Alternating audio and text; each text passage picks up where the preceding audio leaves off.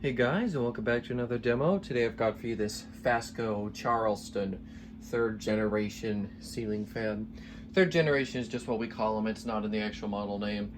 I think after a while they start calling these the Charleston Liberty or something. I'm just gonna say Charleston 3rd gen in the titles of my videos probably because that's essentially what it is. But yeah, this is one of the 4-blade ones, obviously. Most of the 4-blade ones are, well, the 4-blade ones are way more common than the 5. The 5 blades are pretty rare. Anyway, so yeah, that's what this is. It has the original FASCO light kit on it. It's on what looks like probably an 18-inch down rod, 1.5 foot, like 2 feet, something like that. I don't know.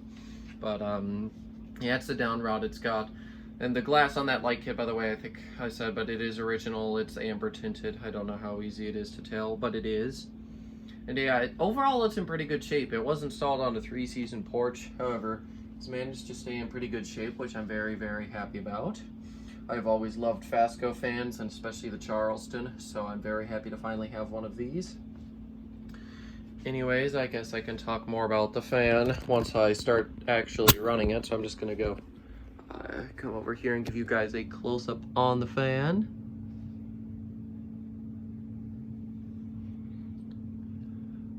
The tag is on top. I can show you as well, even though it's been featured in the other video I made about it. There it is. And then I'll also show you one thing that's really cool about these. I'm sure a lot of you know this, but the reverse switch is right there. They just have it in there, and then you can just flip it from here. I am gonna keep it though. There we go. I believe it's still running a downdraft. Yep. It's a little sticky. At some point I may end up just needing to replace the reverse switch or something, I don't know. But it's really only going to be running downdraft unless I do end up deciding to put it in my bedroom. But the thing about it is, I love the decorative and I'm going to keep that for now. But if the decorative ever comes down, this fan on a shorter down rod is definitely going to be the replacement. Anyway, so I guess I can go ahead now and turn the light kit on. Yeah, I really do love that this is the original light kit to the fan. It is annoying how the antique brass finish doesn't match, but I do know it's original because in the '89 catalog they showed this light kit. It wasn't on this exact fan, but it was. And as you can see, the light kit's a little loose, but it does hang just fine. It's pretty quiet until you get to high speed. High speed is where the noise is at.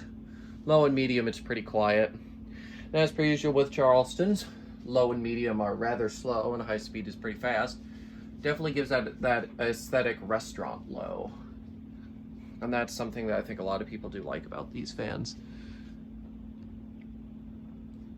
So anyways, yeah, there is low speed. It does still put out a decent amount of air. I could feel it when I was working with it on for a little bit. Anyway, so I might as well start talking about the different generations of Charleston. First generation had, I think, like a claw type mount or something. It used more of a bell-shaped looking canopy. And the motor housing was thicker and more flat, and it used a flat switch cap. Obviously, this doesn't have a switch cap, but I'll explain what type of switch cap this one used. But anyways, yes, that was first gen. Second generation. Oh, yay, the AC shut off. I better hurry this up so I can get through all the speeds with it off.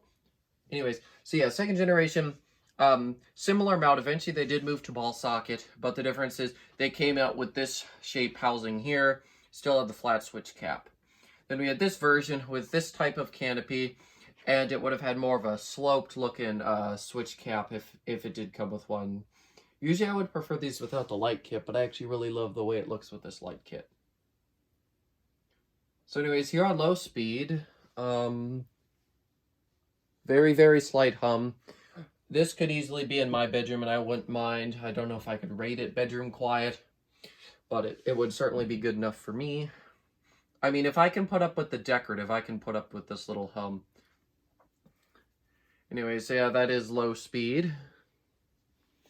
And I think that, I think my rating of the generations, I think I like this one the most because I really love the way the switch cap looks on these when they have them. Next up is first generation. Third place definitely goes to the second gen. I don't mind the second gen at all, but I just love the few details of this version and the first generation better. Here's medium.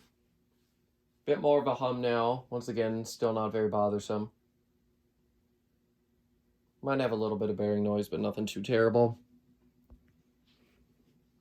Does move pretty good air here on the medium speed. It is a little bit slow once again, but that's okay. I do kind of like it this way.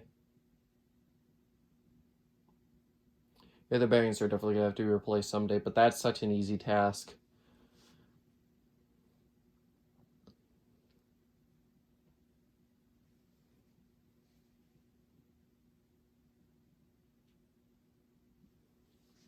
Okay, I remember when they first introduced the Charleston fan. Might have been 82. I can't remember. It was discontinued. Well, the big version was discontinued, I want to say, in like 92, 93, 94. Or maybe, yeah, it would have had to be one of those years. Because in the 95 book, I remember they only showed the small one. The small Charleston. They only had the small Charlestons. And they did have a smaller Charleston as well. I can't remember. It was like 42, 44, and something like that. Maybe 38. I can't remember. Anyways, one thing that's funny is they decide to go for this fan, even though they literally made a frickin' porch fan, which is practically identical to this. They just didn't come in this finish. I don't know if they wanted antique brass, but they did make porch fans as well.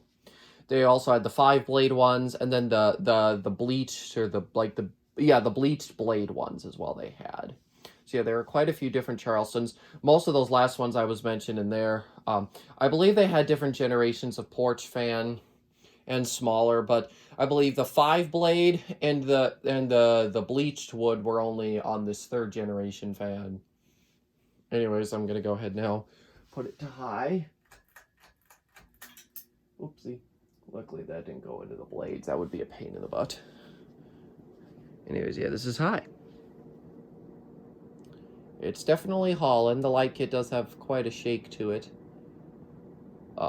The fan doesn't wobble too much. It's more the light kit. I can get it off, so I can't tighten it, which is very annoying. Yeah, on high speed, definitely has a hum, but it moves really good air. Such a strong fan.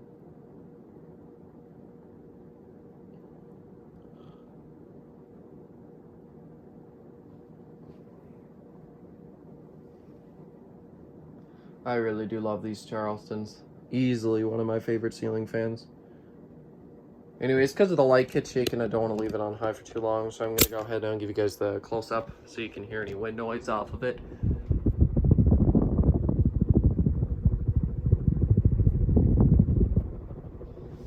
Okay, now I'm just going to go put this thing back. Try not to pinch some of the buttons on my phone, because some of the buttons will stop the recording, which, as I'm sure you can imagine, is very annoying. Oh, this stupid tripod. There we go.